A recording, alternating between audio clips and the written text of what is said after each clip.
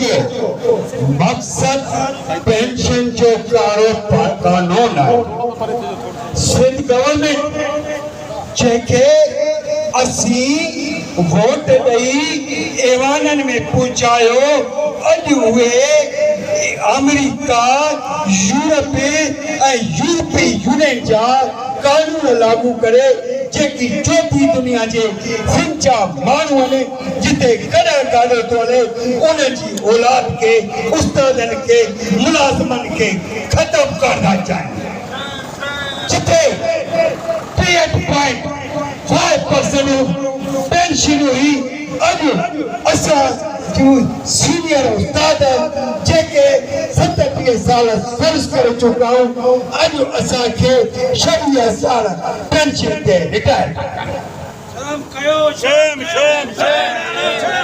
सालमो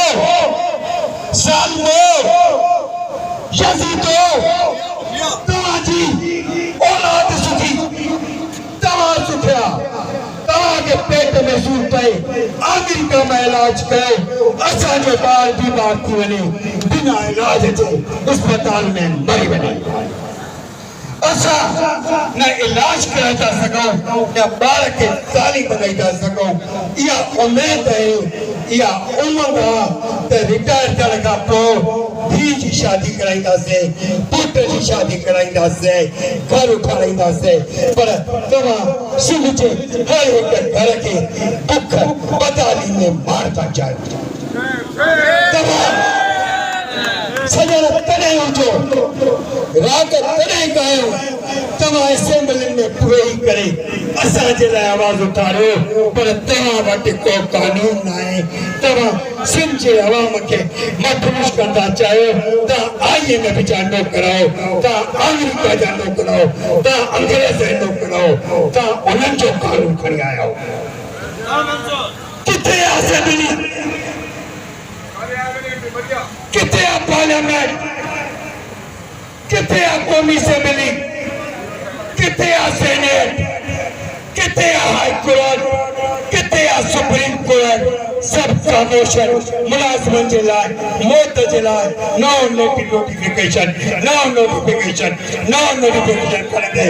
असांखे तव्हां तबाह बर्बाद करण था चाहियो तव्हां असांखे मारियो था असां तव्हां सां जंग कंदासीं पहिरें मरहले में दाख़िल थिया आहियूं ॿिए मरहले में दाख़िल थींदासीं टे मरहले में दाख़िल थींदासीं आख़िरकार सिंध असेंबली में पहुची तव्हांजे कंधनि खां वधंदासीं असां कपूर मुजरिम लाड़काने में असलम ज़ेदा खपे अशफाक धामरा खपे इशफाक धामरा खपे इरशाद खपे सजाद खपे मुगेरी खपे खुदा जो कसम अथव असांजा कंध कपे छॾिजो हर जंग विड़ो औलाद जी जंग विड़ो क़ौम जी जंग विड़ो ये पेंशन पॉलिसी उन्हनि मुल्कनि में लागू थी आहे जंहिंजे बचनि जो इलाज फ्री हूंदो आहे तालीम फ्री हूंदी आहे हिते त असांजो कुझु बि फ्री न आहे तव्हांजे मिलंदड़ 5 रुपयनि मां असांजो घर बि कोन थो मूंखे उन्हनि उस्तादनि जो बि दुख आहे जेके हिते हज़ारनि में अची निकिरी विया ये जंग है मां पंहिंजी जंग नथो लड़ा तव्हां सभी जी जंग आहे सभिनी मुलाज़िमनि जंग आहे हर घर जी जंग आहे हर बच्चे जी जंग आहे हर औरत जी जंग आहे त मुंहिंजा साथियो तव्हांजो टाइम न विञाईंदुसि जीअं जीअं मर्कज़ जे तरफ़ां नवां फ़ैसिला ईंदा असांजा कदम अॻिते वधा मरी वञो तबाह थी वञो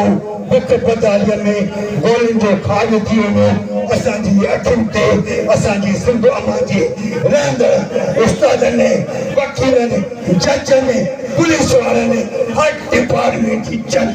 लड़ूं था लड़ंदासीं वाइदो आहे वचन आहे तव्हां सां ॿारनि सां नाले उस्ताद जीअं उस्ताद लियाकत जा पोल जिंदाबाद नारे लियाकत